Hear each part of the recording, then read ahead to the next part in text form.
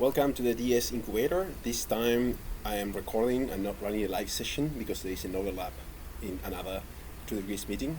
So I'm going to share the recording on Slack for 2 degrees people and also, as usual, on Twitter for everyone else. So here we are in the DS Terminal repo where we host the materials for this lesson. This comes also with a computing environment that is available through Docker if that's something that you use. Otherwise, you can see how to start a terminal in a different way watching the previous meetup.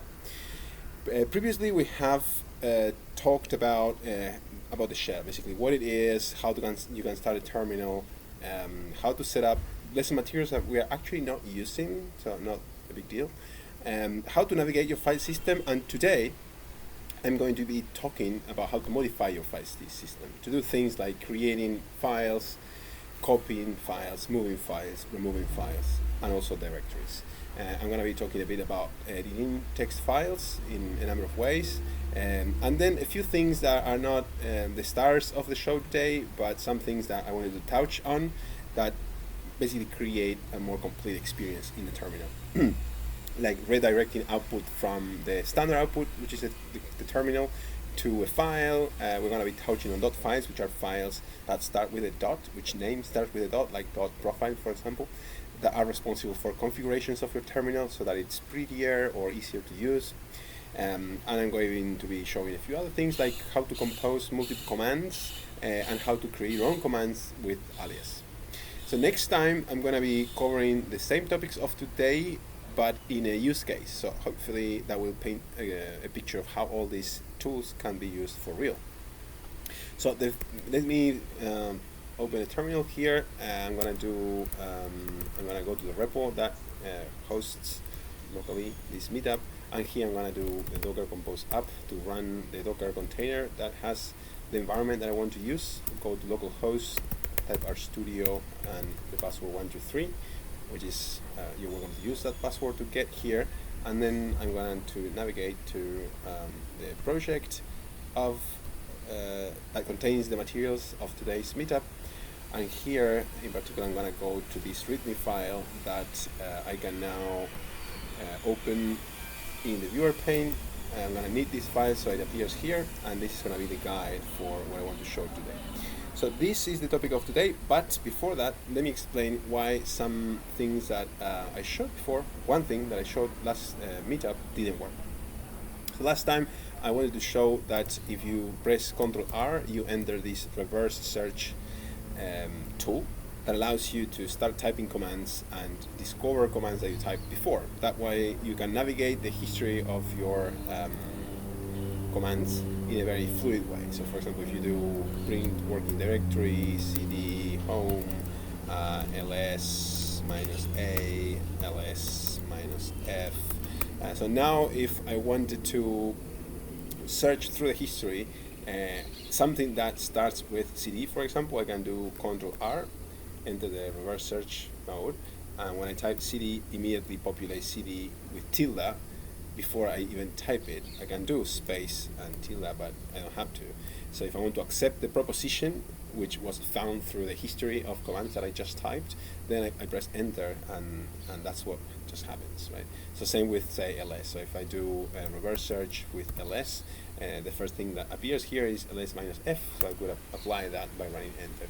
So why does this work now and didn't work before? Well, simply because there was a conflict between the shortcut that does this thing and a shortcut that stopped the video in the program that I'm using to record this meetup. So now I removed that key binding, that shortcut from the video recording program, but that also explains not only why this feature did not work here, because instead of running this reverse search tool, I was actually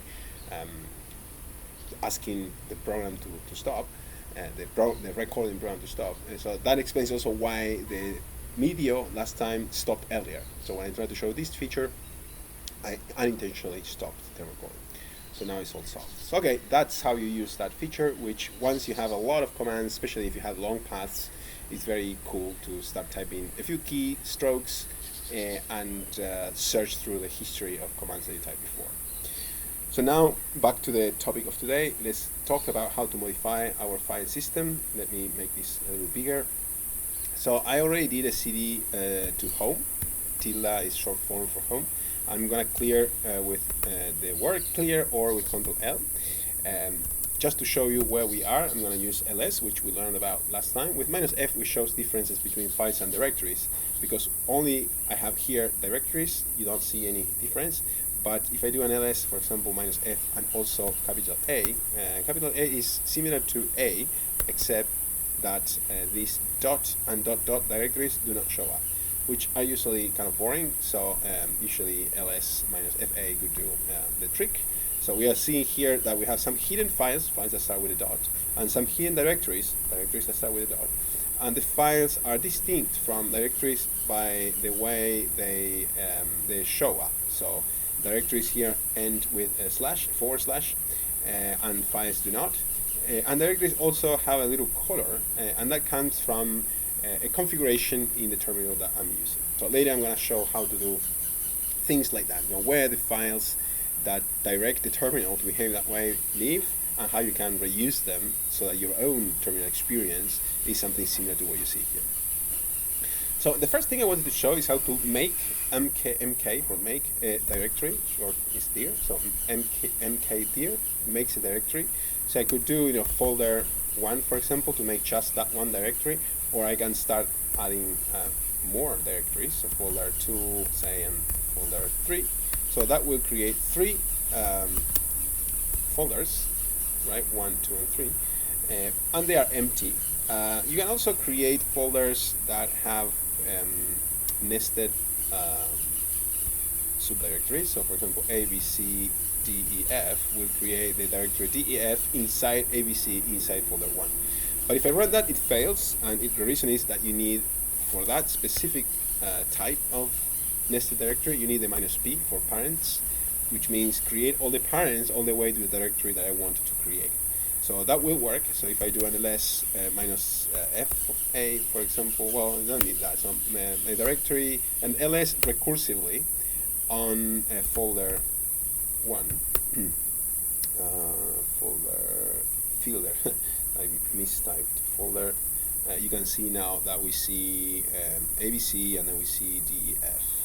Right, so you see the nested structure of that folder 1, right? And so inside folder 1 ABC we have DEF, but then inside DEF we have nothing. So that's why there's nothing under this line. So yes, that's how you create nested directories with -p. And then let's talk about how to create files instead of directories. One way, which is not noted here in the notes, is to use the command touch. Touch, for example, a file called atxt creates the file atxt. So here it is. It's empty. So let me show you the contents. You use cat to show the contents of a file. The contents is nothing, right? Because I just created it with nothing. But I could use echo. Echo is something that whatever you give it. So say ABC, it will respond with what you gave it. ABC DEF. Here it is. So now the output is printed to the console, which is the standard thing to do. But you can redirect that to a.txt. If you use greater than symbol, it will write the file or overwrite it. So let's now type hello. So now the contents of atxt is no longer abcdef. Instead, if I do cat atxt, the contents is hello. So if I want to extend the file to append it, I can do double greater than symbol. So here ABC. Now if I show you the contents of atxt, you see that a new line has been added. So yes, you can edit files with echo or create them with echo if they don't exist. So for example, echo hi redirected to file b txt. B doesn't exist, but you have just created it. So there it is, and it's empty. No, it's empty. No, sorry. It has the contents of hi. Right there it is. But it's very limited. There's not a lot of power when you do create files like that. So more powerful is vim. It's a command that exists in many systems. I mean, with couch and with greater than, you can create files just about everywhere. But Vim, even when it's not everywhere, it is almost everywhere. And if you don't find Vim, then you may find VI, which is pretty much the same thing, so that Vim is a little more developed. So Vim txt, if the file doesn't exist, we'll create it empty, and if the file does exist, it will open it with whatever contents it has. But Vim is very hard to use, more than anything because it doesn't give you any indication of what to do, and also because it behaves in two modes. So when you open the file, you are dropped into what's called command mode, which allows you to do things like delete a line by pressing 2 times D, for example. If I press 2 times D, that line is gone. Or by entering a line above the line where you're standing with Shift and O, for example. But those things are really hard to learn, very hard to memorize. So I don't recommend Vim until you are really committed to learn it. So until then, the thing that I recommend you to learn is the main things that I noted here. So mainly how to go, for example, how to quit so you have to first move from this. So let's talk first about the two modes. So I mentioned there is a command mode that allows you to do things like delete a line with double D, but then there is an insert mode which you enter by pressing the key I. So when you press I, then you can type A, B, C, and that won't be a command. Like you can also type double D, and that will enter twice the letter D. You won't delete a line, right? So because that's the insert mode. You exit the insert mode by pressing Escape, and now DD will not enter. DD will actually delete lines, right? So the two modes. You enter the edit, the edit or insert mode with I, and you exit it with Escape, right? And then when you want to exit, you have to type Shift column, and then tell how you want to exit. So if you want to just save and actually not exit, then W and Enter will do the trick. If you want to quit and save, you first save with W and then quit with Q. So that will leave the file untouched. So if I just show you the contents of ATXT, should be what it was before. Let me see. Because I saved, right? So I did W and quit. I first saved. So Vim ATXT. Let's insert A, B, C, D, E, F. So let's save this. I'm pressing Escape to go to command mode. Shift column to get here to the area where I can save or quit. I'm gonna just save for now with Enter. The file has been written, but I haven't exited yet. So if I do Shift and column and Q, it will exit. And because nothing changed since last time I saved, I am allowed to save to exit. But if I do, for example, any edition here with I don't know, hello, and I want to exit without saving first, I will be asked to, I will be reminded that there were changes that had not been written. And if I want to really quit, I have to do bang. So I'm gonna press, as it suggests there, press anything to go back, and now press Shift, column, Q, bang to really exit without saving. So that way, the contents of cat.txt will show everything that I have saved and not what I have not saved. Long story short, once you're dropped, so why I'm teaching this is because Vim is sometimes the default text editor, and you may not want to use it, but you may still be dropped into an editor of this kind. Actually, to demonstrate this, I can do a CD into projects and the terminal repo, which is a Git repo, and here I can do, say, a Git status with -s to show if there's anything. There is nothing, everything is clean. So I'm going to touch A to create a file A. So now a Git status should show that a new file A has been added there. Git add A will add the file to the station area, and now this is what I want to show. So like git commit. If usually it takes an argument that is M for message, some message. But if you forget the M, you will be dropped. Actually here I had to first kind of tell Git who I am with git config global user name is and my global email is at gmail.com. So now it will work if I want to create a commit, except that I'm gonna be dropped in this editor, Vim editor. So by default, it is possible that the system that you're working with has Vim as a default editor, and at least you need to know column Q bang to exit the file without doing anything.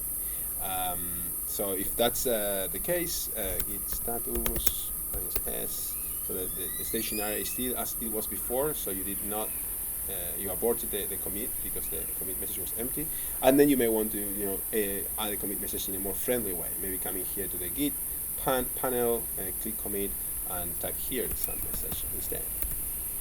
So yes, that's why mainly I teach Vim, because at least you need to know how to exit it with column Q bang, and if you really want to learn Vim, then there's a ton of resources online. Maybe just type Vim basics or basic commands, and you'll see that there's a ton of things to do there. So let's go back to the home page, to the home directory. Where is that, by the way? Well, that's Home RStudio for this specific system. And before I move on to something else, I want to talk about this other program called Nano. Nano is another program very similar in the way it's invoked. So a.txt, if the file does not exist, it will create it, and if it does, it will edit it. In this system, will fail because it doesn't exist in this system. It has to be installed. So in a Linux system, you will install a program doing something like this. First, updating the registry that contains all the addresses from where software might be installed, and once you do that, then you do something similar, but then install. So you use the command install and the name of the program, in this case Nano, to tell your Linux system which program to install. So now the program is installed, so nano a.txt will work, and here it is, the file as we left it before. Nano is a little bit friendlier in that at least we have some indication of how to exit. This hat thing means control, so I can press control and X to exit, or if I edited the file, and also I can move in an intuitive way with arrows. If I edit, there is no such a thing as the command mode and edit mode. It's just more normal, as you would normally do in any text editor. And here, if you type hello, then some changes have been recorded, but you haven't saved them yet. So if you exit, you're asked if you want to save the modified file. It says buffer, but pretend this means file. Type yes, like the I, and you'll be asked to confirm that the file name is the one you want. I press enter, and indeed the file has been edited. So I cat for a txt will show that the file has indeed been edited. So it is quite more friendly than Vim. Still not awesome. Nothing that you would be super excited to use. But yeah. So if you have Nano and Vim, if you don't know any of the two, you're gonna get things done more quickly with Nano. And later, if you want to learn Vim, then you can. But it's gonna be hard. Let's move to something else. So how to modify files, how to copy files and directories from one place to the other. So for that, let's change directory to projects and the meetup repo. So here, one thing we could copy is one file from one place to the other. So let's do an ls first to see what we have. We have a file A, for example. So let's say that we want to copy A to B. So now we have two files, A and B. Sorry for the background noise. Okay, background noise is gone. Sorry for that. So as you can see, both A and B have the same contents. In this case, nothing. But so let's do echo hi on A, and then copy A to B. And let's look at A and B. Now you see that this hide twice because one is for A and the other one is for B. So the two files are a copy. So we succeeded on that. But we are also able to copy things from other places, including hidden files from our home directory. For example, bash rc is a file that is involved in the configurations of your system, of your terminal, and your experience as a user of the terminal. So we can copy that file and another one called profile. Both are involved in the looks and feels of the terminal. And if you want to copy them to the current directory, you could type the whole path, like tilde projects ds terminal, or you could use dot. Dot, remember, means here. So if I do an ls here with an a, just to show, hidden files, you can see that bash now exists here and profile too. It could be nice to make a directory to host those files and call them, say, config, the folder config, and now we could copy those files. So a file dot bash rc and bash, and profile into that directory. The way you can do that, before we used the dot to say here, and now we can say just config as the name of the folder. That will copy the files, but if you want, you can move them instead of copy them, right? So move mv stands for move. Let me clear this up so we see this more clearly. So move will, of course, not keep the original version. You will just keep the copied version or the moved version. So let's confirm that. If I would do an ls minus a here, you'll see that there is no .bash or .profile because those files have been moved to config. So there they are, right? And now, what if you want to move or copy an entire directory? So you can't move config to say .files. If it doesn't exist, it should be created. So the reason why, let's see if that works. ls minus f. We have .files. We have config. No, we don't have config anymore. So now .files. Sorry, an ls minus a in .files shows the contents of .files, which are the same. Actually I did it wrong. So what I did is I copied I moved config inside .file, the whole thing inside the directory .files, and .files existed. Oh, that was confusing. So let me amend what I did before. So forget about .files. Let's call it. So let's use the command move for.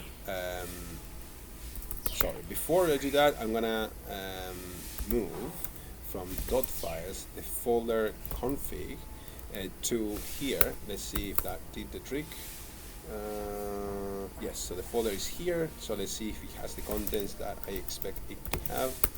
Yes, it does. So now what I want to show is we can create, we can move config to a new folder. Let's see what we have here as ls minus a config should not exist. Config, there you go, it doesn't exist. And if I do the same with new folder, it should exist and it should have the files that I copied, right? So that's how you move one folder together. So what if you want to copy it? So if you want to copy a new folder to new folder 2, what we are asked to is, so it fails, and we're asked to use, if we want to do that, to use the -r for recursive flag. So that will work. So now an ls with -a for a new folder and for new folder 2, both should show the same thing, right? So let's now talk about how to remove files, because we are making a mess here, and how to remove directories. So let's clean things up a little bit. So say that we want to remove something from the new folder 2 directory. I can press tab to see what files I have. So let's say that I want to remove bash rc. I don't type that fast. That happened fast because I pressed the tab. Remember, that's one option for completing path very quickly. So that will work, but I always recommend you to use the -i flag, because -i will ask you for confirmation, and the problem with RM is that it does not have an undo button. So whatever you remove, it's gone forever, right? So always recommended to use -i. So now we say yes, and the file is gone. And you could also remove the entire directory if you don't specify a file. So it could be given the / or not. I still recommend you to keep the -i. So now remove is the directory you can now it will fade, but you have to say recursively. With the interactive flag, it will ask you to first confirm if you want to descend into the contents of the directory, and you say yes, and then it will present you with a question for each file it contains. So here we only have one file, so after that we'll be asked to confirm if we want to remove the entire directory because it's now empty, and we say yes again. So let's do something similar with new folder 2. So let's remove interactively and recursively new folder. So it's going to be yes, I want to descend into the folder, yes, I want to remove profile and bash rc, and when you're done also remove the folder itself, right? So that's how you clean things out. Let's do an ls here with -a to see what we have. It'd be nice to also clean up a and b. So remove -i also takes many files. A, b, we can give it all in one call. Again, we're going to be asked to confirm yes, yes. So because it's so important to avoid removing things in such a dangerous way as remove, I will teach you how to do it more safely by default. So if you want to write a new version of RM that always calls the flag -i, what you can do is say that that should be an alias for RM. So the command alias by itself, let me remove this and show you what it does. The command alias by itself, alias by itself, it shows a few aliases that you have configured. If nothing prints, it's because you have no alias configured, but you can create your own.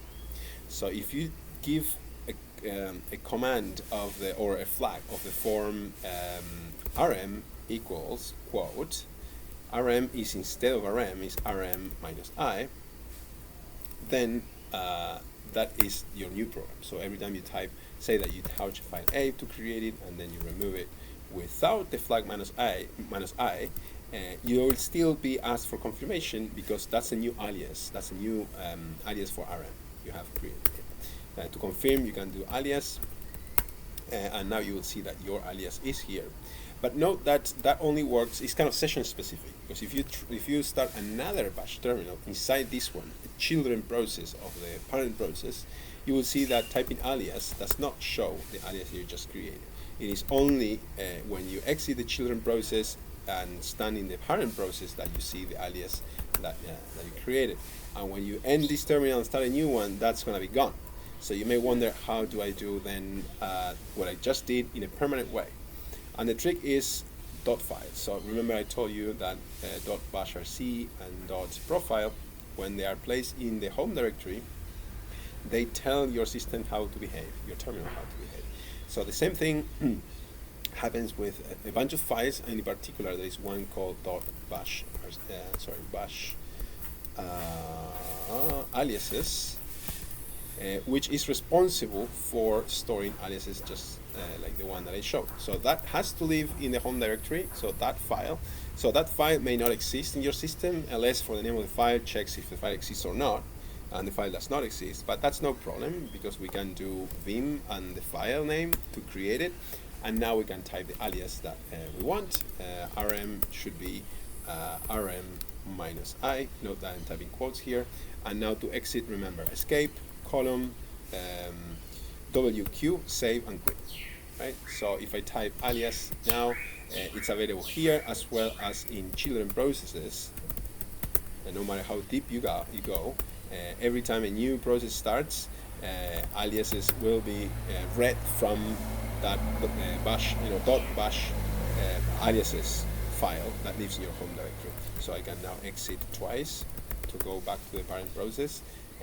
And again, if I touch A and remove A, I'm gonna be asked for confirmation, right? This looks pretty clean to me, and that's also the end of no, except that I wanted to show how to compose commands. So say that I want to inspect the contents of bashrc and profile. So profile from the home directory file. Let's go. So you can inspect the contents of a text file with cat. This is the file. It's pretty short, so it kind of fits almost in my screen.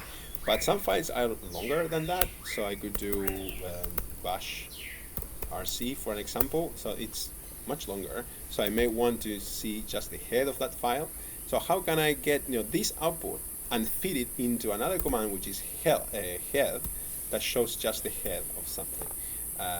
So the way you do that is with the pipe. So once you have the output of something, you can pipe it, you can pass it as an input to a new command, in this case head.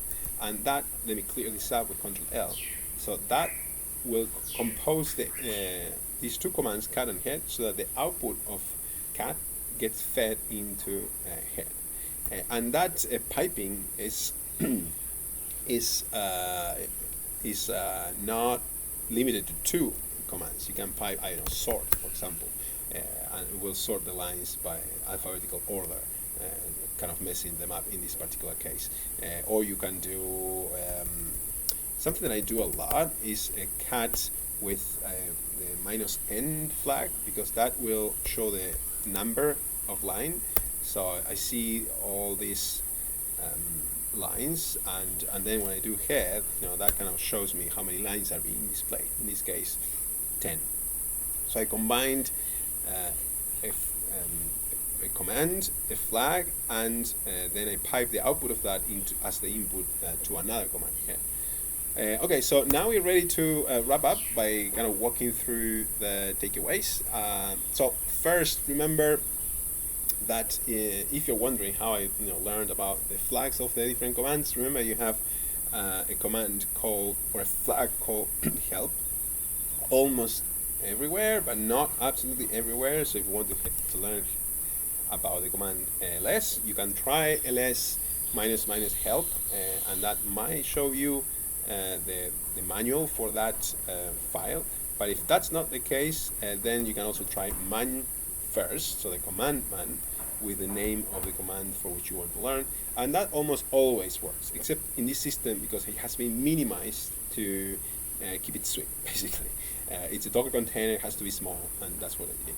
So try help or man to learn about how to use commands. About Vim, remember it's a difficult to use editor. The most important thing to know is how to get out of it with column q bang to leave the file totally untouched. Also, that RM is dangerous if you're not using it with -i, because once something is gone, it's gone forever. So what I recommend is to write your own version of RM with aliases, which is a very easy way to create your own commands. In this case, we are overwriting an existing command, but you can also use aliases in a very creative way to do just about anything. So you could do alias greet me and say, I don't know, echo hello Mauro. Oops, I think I made a mistake in the quoting. It's a simple quote. So now I can say greet me. I have just created the command greet me and says hello Mauro.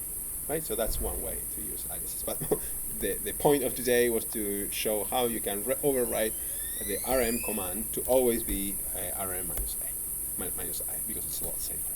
All right, with that we reach the end of the materials for today. See you next time.